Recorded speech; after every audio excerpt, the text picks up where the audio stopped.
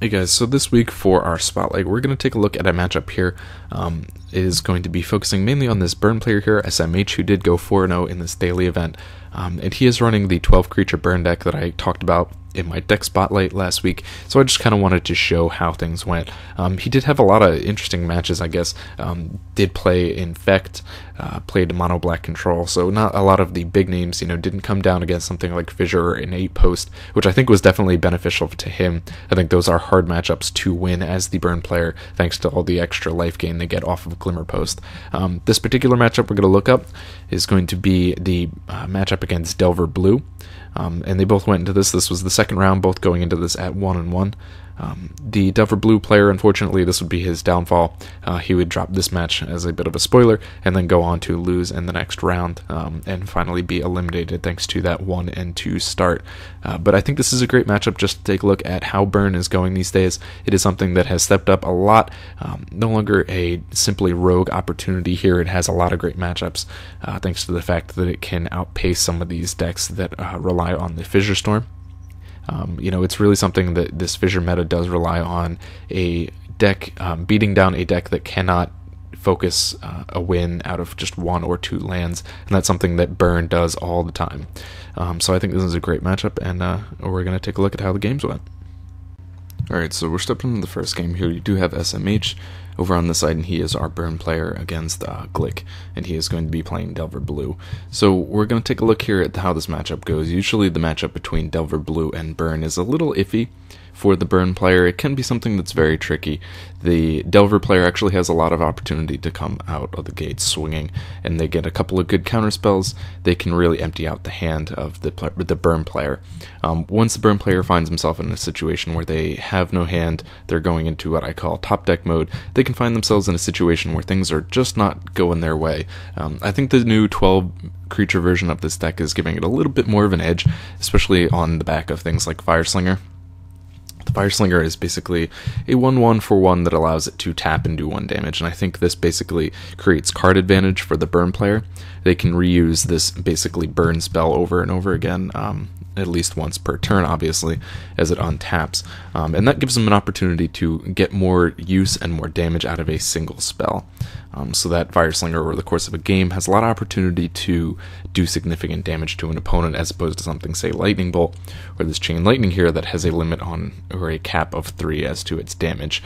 Now, a lot of interesting things I think also about this matchup is one of the things you have to consider when you're playing Burn, is you have to be a little bit aware of when you want to be targeting your opponent, and when you want to be targeting down your opponent's creatures. And there's a lot of great opportunities on this Fireslinger to deal with these fairies, which are kind of an integral part of Delver Blue in their counter package. So you got to be really careful in decisions on when you want to target down a fairy or you want to target down an opponent. Also has a lot of advantage against things like the Phantasmal Bear, because as you go through with the bear and you target that with the Fireslinger, it's going to trigger the ability for you to sacrifice the bear. So here we go, game's getting underway here. A really kind of slow start, it would seem, for the burn player, but they really only need 1 or 2 mountains to really get things going, especially it gets that Fireslinger out early. His opponent here, Glick, is getting a decent start off of the Schlarafe. The Snap is going to attempt to return it, and he does, you see, make the decision to hit the opponent, as opposed to start taking down fairies. Kind of an ideal thing to remember with Delver Blue is that they really want to sit around 2 fairies. That usually means 1 on the field, at least. That is kind of a sweet spot. I bet if you put together a mana curve for all of Pauper, and I may dive into that at some point, but what you'll see is that a lot of the top of that curve will come in at around 2 mana. So a lot of things that they're going to want to counter, they're only going to need 1 Fae on the field, in addition to the Spellstutter Sprite in hand. So killing off one of those is mildly helpful, but still going to present a lot of opportunity for a Spellstutter Sprite. Gonna have trouble saying that, to stop it from happening. You see just a straight counterspell keeping that Fireslinger from entering the field, and going to be a really slow start here for the burn player. More Cloud of Fairies coming down, a really interesting start here for Glick, who is going to be able to gush now after tapping out his lands, has these 3 going, and is going to get some decent draw. Putting himself back on a land there is not going to be so critical because of the fact that his opponent is at 1, and he's getting kind of his creature base started here. So, as I said, you only need 1 or 2 mana to really get anywhere with Burn, and that's because, 2 mana is kind of your top curve when you see things like the Kiln Fiend and stuff like that. Most of your spells are going to be like the Lava Spike and the Lightning Bolts that are going to come in at a single mana. 2 is also that sweet spot for being able to, get the additional damage off of multiple spells in a turn, and it really starts getting things going. If you get well beyond 2, if you start reaching 3 is okay, but as you approach 4 or 5 lands, it's really not going to be as helpful to you because you're going to be just flooded and you really need burn spells to finish off the game. Also, a lot of consideration has to be taken into effect for this matchup, getting around counterspells. As with any game against Delver, want to be looking for opportunities to get a burn spell here through a counterspell when your opponent is tapped out, and find opportunities like that. Something that takes a little bit of practice and a little bit of opportunity, and that gives you a lot of great chances because I think more important here for the Delver player on the counterspells. It's more important for the Burns player to get around those counterspells, since every little point of damage is going to be needed for this. The idea, behind Burn is that you're going to want to get through fast games and just deal damage as quick as possible. As you approach the mid to late game, you're going to find yourself in a worse situation. They have a little more time to get established, and so you don't want to have that happen. Phantasmal Bear coming down, you'd see an attempt there for Searing Blaze, and that's going to be something that can work great. We are in a very aggro heavy metagame, so that's going to be something that will be a little bit more useful than the past pre-ban, I would say, metagame. We do find a lot of opportunities to use that spell, and it does hit creatures and a player, so that's great card advantage. Keldar Marauder is going to attempt to come down more counterspells in the way, but we're starting to reach an opportunity here for the Burn player to really get things underhand, as his opponent is getting down to only 2 cards in hand, and that is something Delver never wants to be in a position of. Delver usually wants to be at a situation where they are going to be drawing cards.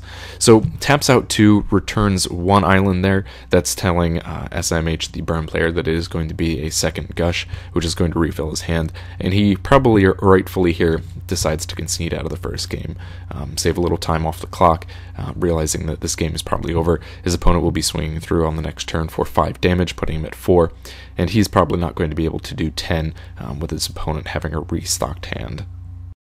Alright, so stepping into the second game here, a lot of the things that you have to consider, kind of an interesting sideboarding position, because most of the time you will see that the Burn player, or the player in red, is going to obviously be bringing in the Pyroblasts, and then the blue player, here Delver, is going to be bringing in the Hydroblasts, and so that can make things a little bit more interesting. Really kind of works well with the curve.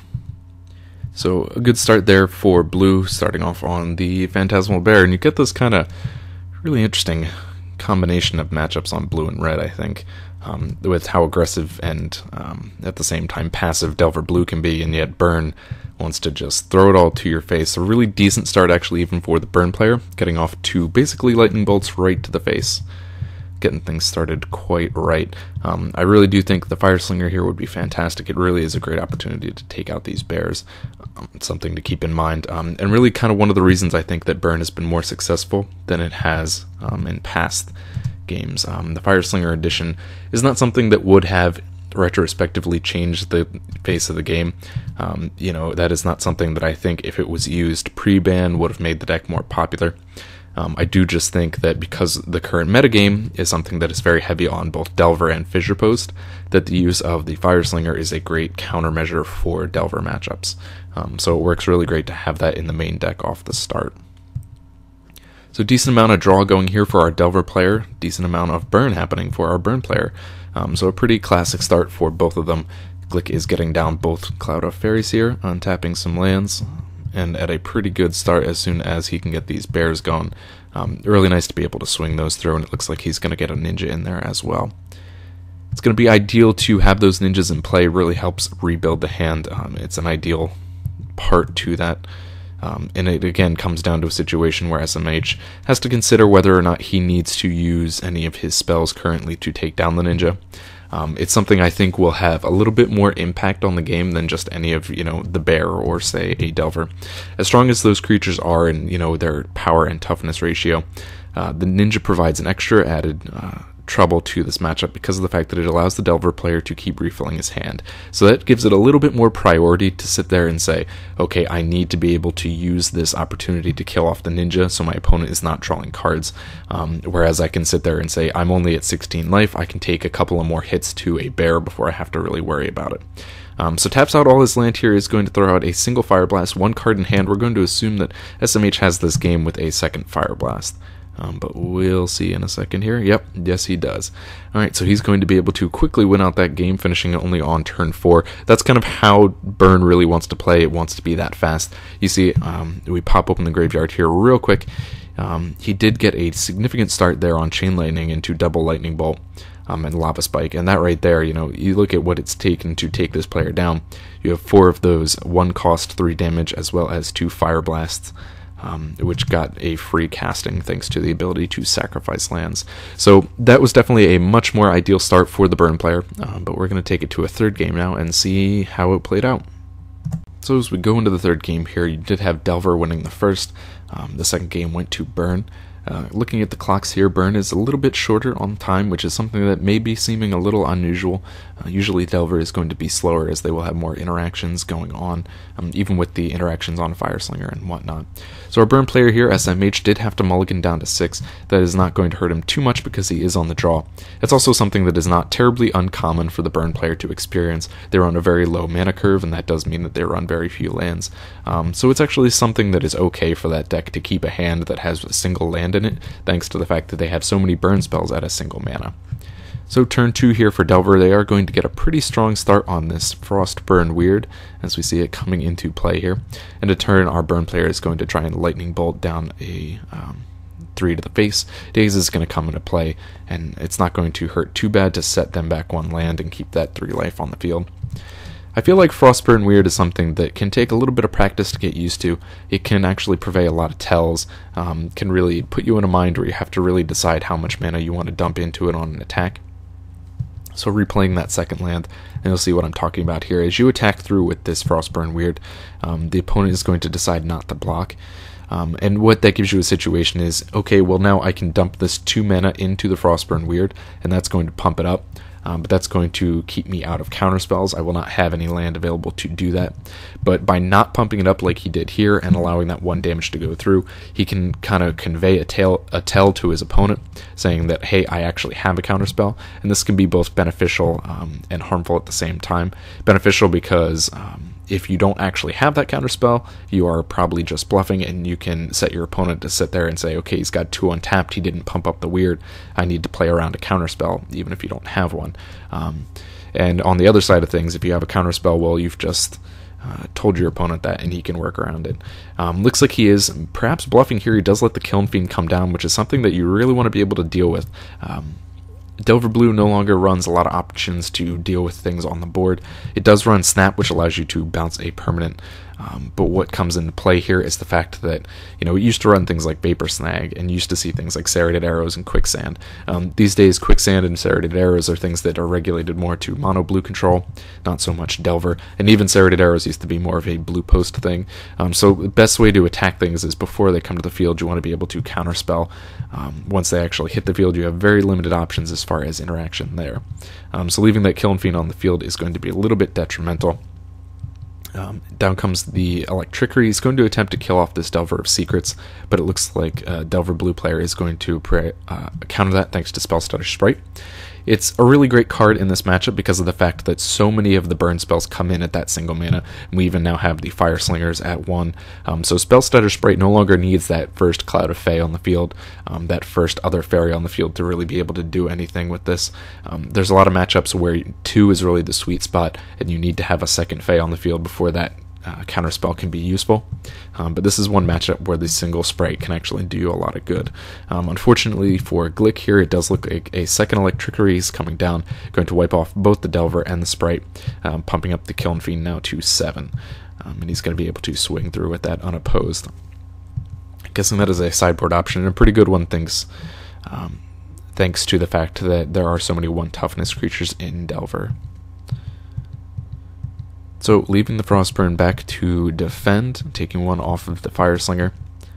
So Lava Spike coming down, Going to drop him to 8, pumping up the Kiln Fiend to 4, and he's going to swing. He's going to have to basically block here with the Frostburn Weird and pump it up to kill off this Kiln Fiend and try and get things going back in his favor. Once you're at 8, you're at a really terrible spot. Your life is pretty low, and you have very few options here with 3 cards in hand to really come back from this.